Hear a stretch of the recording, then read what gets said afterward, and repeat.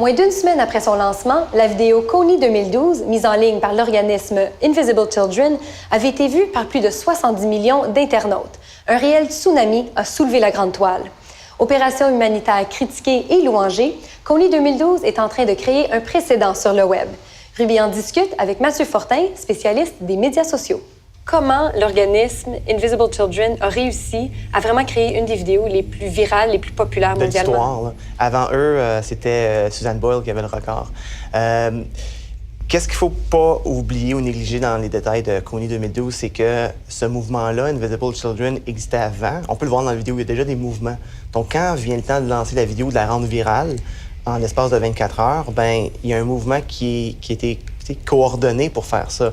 Qu'est-ce qui fonctionne bien, c'est des causes. Et ça, c'est une cause qui touche les enfants soldats. Ça rentre un peu dans l'actualité aussi, de plus en plus de sensibilisation des dernières années sur les enfants soldats.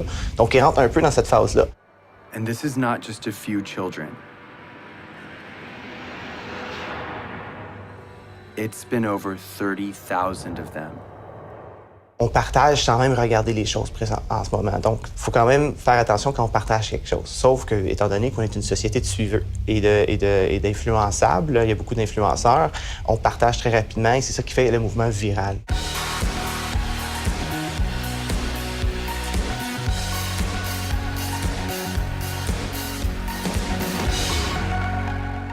On partage, c'est qu'on crée cette sensibilisation-là, mais peu de gens, je pense que l'entonnoir va faire que peu de gens vont créer l'action par après. Il y en a, pendant la journée, ils ont mis comme photo de profil la photo de Kony. Vraiment, il y a un mouvement, ce qui a fait que les médias traditionnels, maintenant, en ont fait une nouvelle. Et là, ça s'est transformé sur des journaux, des bulletins de nouvelles, aujourd'hui, ici.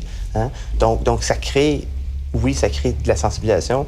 Est-ce que c'est lâche comme façon d'agir? C'est différent comme façon d'agir. Je sais pas si c'est lâche. C'est le but de la campagne, dans le fond. C'est aller influencer les politiciens, les gens, les célébrités, les gens qu'on écoute. Mais on dit que c'est lâche parce qu'on fait juste l'action du doigt. Mais ça a une différente répercussion.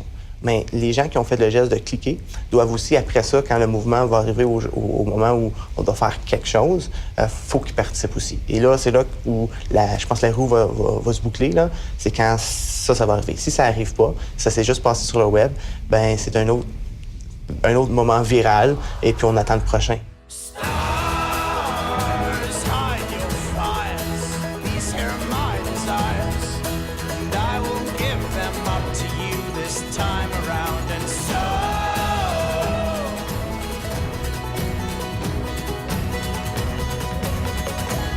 Très sceptique sur le résultat que ça va donner, mais au moins, ce groupe-là, Invisible Children, ont réussi à prendre quelque chose qui leur tenait à cœur, dans lequel ils travaillent fort, et maintenant, ils ont une campagne mondiale. Que les gens soient d'accord ou pas, que le peuple africain soit pour ou contre la façon que c'est présenté, au moins, là, c'est un des petits problèmes, des millions de problèmes qui existent sur notre planète Terre, qui est exposé, et puis ça fait jaser.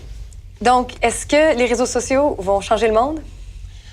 Les réseaux sociaux changent le monde et la prochaine façon de communiquer a changé le monde, comme le téléphone a changé le monde, comme la télévision a changé le monde. C'est un média, c'est un moyen de diffusion.